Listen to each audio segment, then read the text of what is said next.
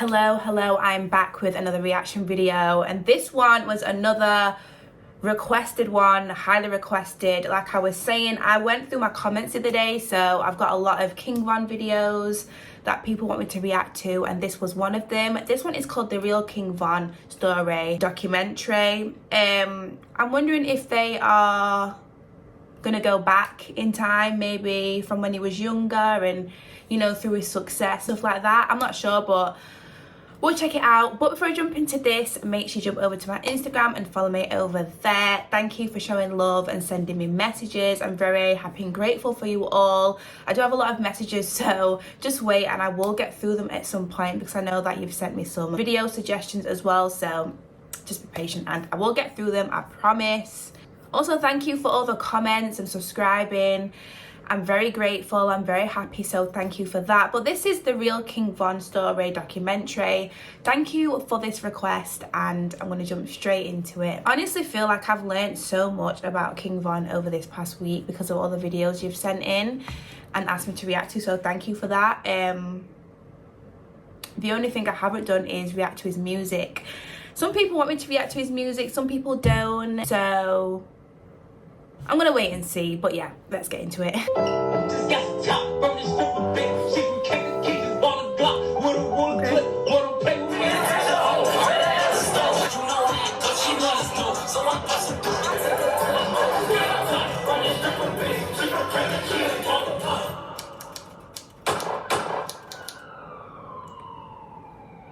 On November 6, 2020, Davon Bennett, better known as King Von, was pronounced dead from gunshot wounds. This is his story.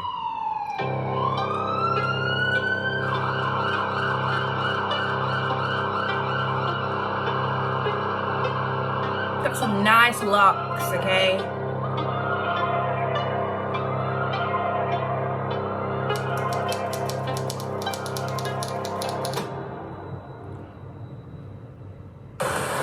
Picture a no man's land with broken windows, dark abandoned buildings, no law and order.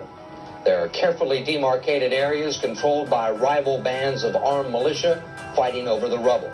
Nearly every night there's sniper fire. It sounds like Beirut, but in fact it's America, a creature of state, local, and federal government, the product of bad politics, failed policy, and official neglect. It exists unseen except by those who live there, a stone's throw away from some of the most valuable real estate in our nation's third largest city. Davon Bennett grew up in one of the roughest neighborhoods of Southside Chicago, Parkway Gardens, also known as O Block, off of 64th, not 63rd. In the Gardens, he was known as Grandson, referring to his relationship with his grandfather, David Barksdale, one of the founders of the Black Disciples. Started with Larry Hoover. Larry Hoover was a high supreme gangster. David Barksdale was the devil disciple. Growing up, his life wasn't bad for what it was. Although he didn't meet his father until 8 years old, due to him being locked up on and off all through his early childhood, his mother and stepdad did their best to make sure he had what he needed. Davon was an A and B student and even enjoyed playing baseball up until around high school. Growing up around poverty and violence in Southside Chicago, it's almost always inevitable to get involved in trouble. It's easier to go on the block than it is to go to school. Although he denies ever being part of a gang in his younger years, he admits to taking an interest in the street life. Davon's father would pass away and his grades would start to slip. He soon turned to crime himself, starting out just stealing bikes and other small things. But at the age of 15, he would catch his first case, unlawful carry of a firearm. Unfortunately, it didn't stop there. He would spend time in juvenile detention twice before the age of 18. Missing out on most of his teenage years, he wouldn't go more than 6 months without finding trouble with the law. At this time, he didn't know these run-ins with the law would be small problems compared to what was coming. On May 29, 2014, a man by the name of Malcolm Stuckey was sitting on his porch with two others during a birthday party. Two men would approach him with loaded guns and open fire. Oh my goodness. Although they tried to flee down the street, Malcolm was shot in the head and died on the scene. Whereas the two others involved were wounded but later survived. Oh my goodness. Initially only one... They are just showing things. I do not like seeing things like that. What on earth is going on? The scene. Whereas the two others involved were wounded but later survived. Initially, only one person was arrested for the crime, Michael Wade. But after more evidence rose, Davon would find himself potentially facing 100 years in prison for murder and 2 attempted murder charges. He would spend the next 3.5 years in jail. He would have time to reflect on a lot of things. Meanwhile, he's locked up. People he's known since a kid would start to blow up off rapping. Lil Durk and G Herbo's careers were on the rise. Although he didn't know whether he'd ever be free again, he did take inspiration from what they were doing on the outside. He began freestyling and beatboxing in jail to pass time because there was nothing else to do. Taking after his grandfather's nickname, King David, he would get the nickname King Von from his cellmates who knew David, and they said the way he handled himself in the street reminded them of him. In 2017, after spending 3.5 long years in jail, his trial would only last 5 days. Michael Wade, who worked with the police trying to reduce his sentence, was given 20 years, while Davon, who didn't cooperate, would be acquitted of all charges, and 4 hours later, released back into civilian life. Wasting no time after being released, he began writing his first raps. He drew inspiration from urban novels as well as his own past experiences to write his first songs. Although spending so much time in and out of jail was something he never wanted to experience again, he admits it helped shape the person he was and made rapping about it easier. In late 2018, he began releasing music after linking back up with the now superstar Lil Durk. Lil Durk would co-sign his music from the beginning, where he even uploaded his earliest songs on his own YouTube channel to help bring attention to Von's music. After the release of a few songs, he had already begun to build a fan base. Drill music peaked between 2010 and 2015 or so. And with the popularity of it decreasing over recent years, King Von's captivating way of telling just about any story over a drill beat with what looked like no effort at all would bring a refreshing. Yeah, a lot of people in the comments have told me that the way he could tell a story during his in his songs and stuff, people loved that. Like I said, I'm yet to listen to any of his songs. Somebody requested, I forgot what song it is, like a story one. I've completely forgot.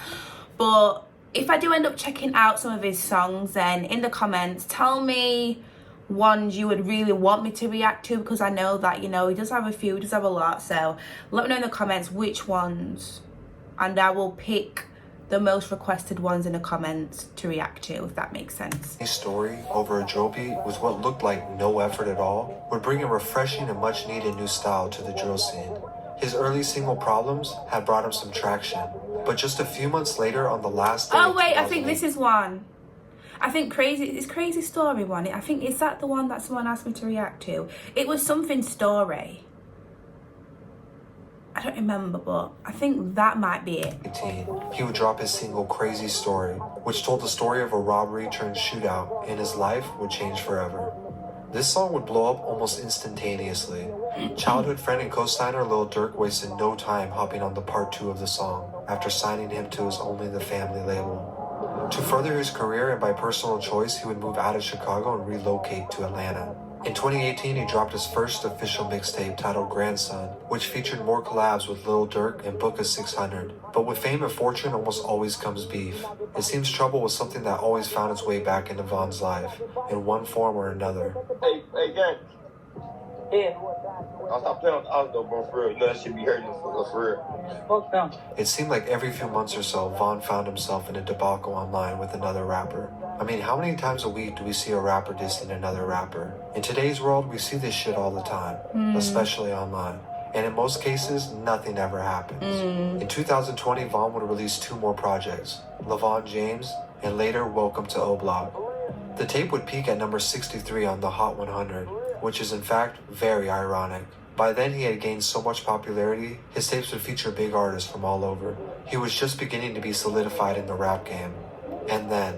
GBI investigators still here on scene. This shooting made national headlines as officials confirmed one of the 3 people shot and killed was rapper King Von from Chicago, who was here last night with friends.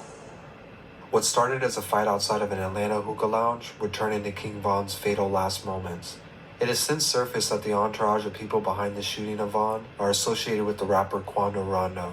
While it's nearly impossible to figure out if King Von and Quando Rondo had beef of their own, they clearly ran with 2 different circles. Von was signed to Durk, and Quando was signed to NBA Youngboy. Because they were so close to these more experienced rappers, It's possible that the beef between Von and Rondo was actually tied to the relationships with Lil Durk and Youngboy.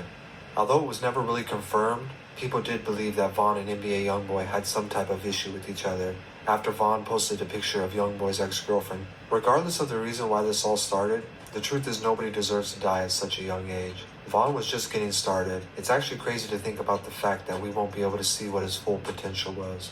But one thing is for sure, music doesn't die, and his footprint will remain. Yeah, it's true, because you know what? Since me reacting to, yeah, rest in peace.